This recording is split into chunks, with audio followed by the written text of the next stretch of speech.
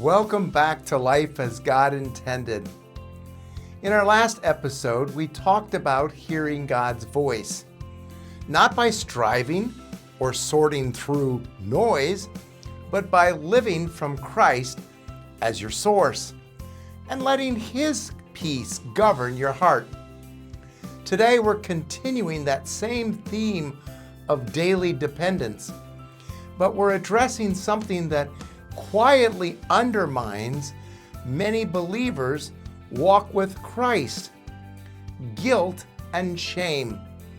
And yes, in a previous broadcast, I did talk about shame, but in today's discussion, we're going to combine the two, guilt and shame, and help you to distinguish how the enemy will use these lies to undermine your walk of faith.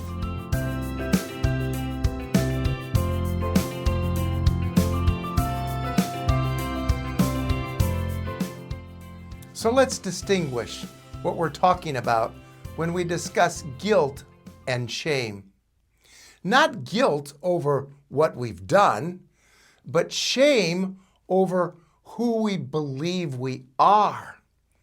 You see, many Christians know they're forgiven, but they don't live free.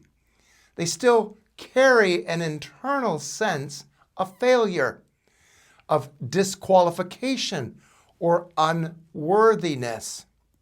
And that weight affects everything. Affects their confidence, their prayer life, their relationships with others, and even how they hear God. So today, we're going to talk about how Christ frees us not just from sin, but from guilt and shame as governing forces in daily life. We'll begin with Romans 8:1, which says, "There is therefore now no condemnation to those which are in Christ Jesus." And that truth changes everything. The problem: living forgiven, but not free. Many believers live with this quiet tension. I know God forgives me, but I still feel bad about myself. They replay past failures. They remember words spoken in weakness. They define themselves by old chapters God has already closed. And Satan uses guilt and shame strategically. Guilt says, I did something wrong. Shame says, something is wrong with me. Guilt can point us to Christ, but shame pulls us away from Him.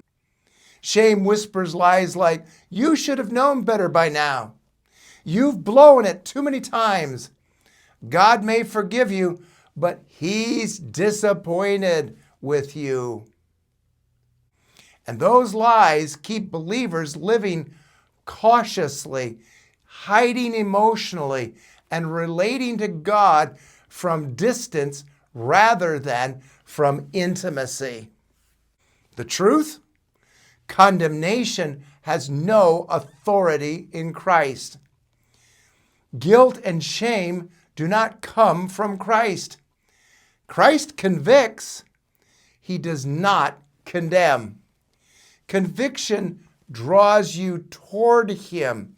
Condemnation drives you away from Him. Romans 1 doesn't say less condemnation or eventual freedom from condemnation. It says there is therefore now no condemnation to them which are in Christ Jesus.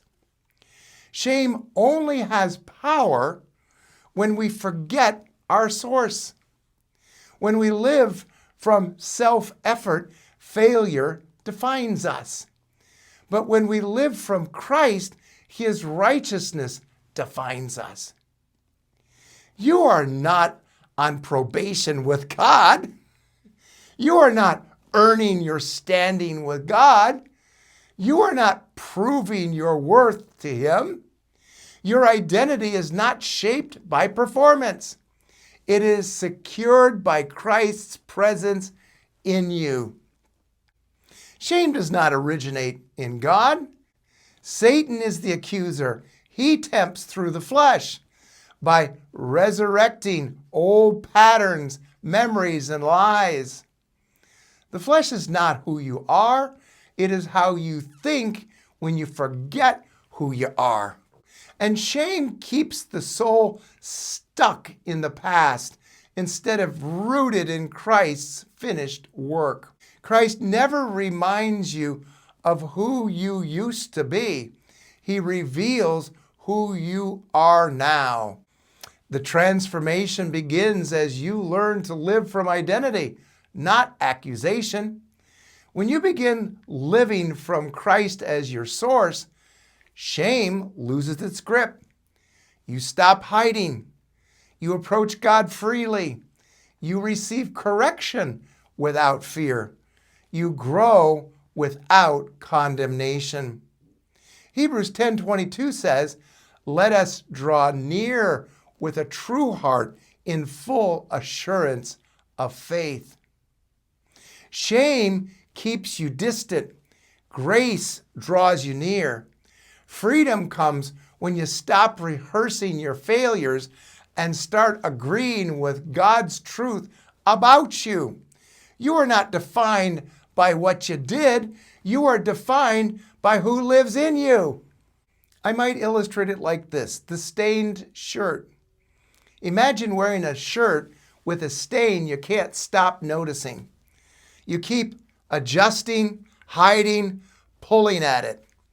But what if the stain was already removed and you just hadn't realized it? That's what shame does. It convinces you something is still there when Christ has already cleansed it. I once counseled a believer who said, "I know God loves me. I just don't feel worthy to approach him." He had confused humility with shame. But when he saw that Christ had already borne his shame, his prayer life changed. Not because he tried harder, but because he stopped accusing himself, and peace returned. So ask yourself, what past failure still defines you? Where do I feel unworthy or hesitant before God? Am I living from Christ's righteousness or my memory? And then pray, "Lord Jesus, I receive your righteousness. I reject shame as my guide. I choose to live from who you say that I am." Freedom from guilt and shame is not emotional denial. It is faith in Christ's finished work. Where has shame quietly been shaping your decisions? What would change if you truly believed there is no condemnation for you in Christ? Share in the comments if this has resonated with you. Your honesty may help someone else step into freedom. This episode flows from Life as God Intended teaching on daily freedom in Christ in Volume 3 of my workbook series. Let me leave you with this closing thought. You were never meant to live condemned. You were meant to live confident.